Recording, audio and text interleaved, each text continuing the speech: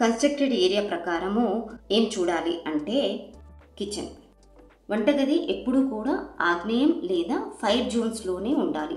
ఈ కేసులో వంటగది అనేది చూడడానికి ఆగ్నేయంలోనే ఉన్నట్లు కనిపిస్తున్న స్టవ్ బర్నర్ ఏదైతే ఉందో ఇది ఈస్ట్ సౌత్ ఈస్ట్ అంటే తూర్పు ఆగ్నేయంలో వచ్చింది. ఇది కరెక్ట్ కాదు. ఎందుకంటే ఈస్ట్ సౌత్ ఈస్ట్ అనేది వాయుతత్వ జోను. ఇక్కడ ఫైర్కి సంబంధించినటువంటి యాక్టివిటీ చేయడం వల్ల ఈస్ట్ సౌత్ ఈస్ట్ అనేది దెబ్బతింది. అదేవిధంగా సౌత్ ఈస్ట్లో వంట చేయకపోవడం వల్ల కూడా సౌత్ ఈస్ట్ అనేది కూడా దెబ్బతింది. దీనివల్ల కలిగే ఫలితాలు ఏంటి అని చూసినట్లయితే సౌత్ ఈస్ట్లో వంట చేయకపోవడం వల్ల ఈ గృహంలోని వారికి లిక్విడ్ క్యాష్ ప్రాబ్లమ్స్ అనేవి వస్తాయి. అలాగే ఈ సౌత్ ఈస్ట్లో వంట చేయడం వల్ల ఈ గృహంలోని వారు ప్రతి చిన్న విషయానికి యాంగ్జైటీ పెరుగుతుంది. ఇకపోతే నెక్స్ట్ బెడ్రూమ్స్. ఇక్కడ చూసినట్లయితే 2 బెడ్రూమ్స్ ఉన్నాయి.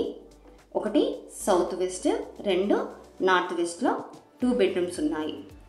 సౌత్ వెస్ట్లో మాస్టర్ బెడ్రూమ్ వచ్చింది, కానీ కొంత భాగం అనేది సౌత్ వెస్ట్ డిస్పోజల్ జోన్లోకి వచ్చింది. చిల్డ్రన్ బెడ్రూమ్ అనేది వెస్ట్ నార్త్ వెస్ట్ అంటే డిప్రెషన్ జోన్లో వచ్చింది. ఈ డిప్రెషన్ జోన్లో బెడ్ ఉండడం వల్ల ఇక్కడ పడుకునేవారు డిప్రెషన్లోకి వెళ్ళిపోతారు. ఇది కరెక్ట్ కాదు.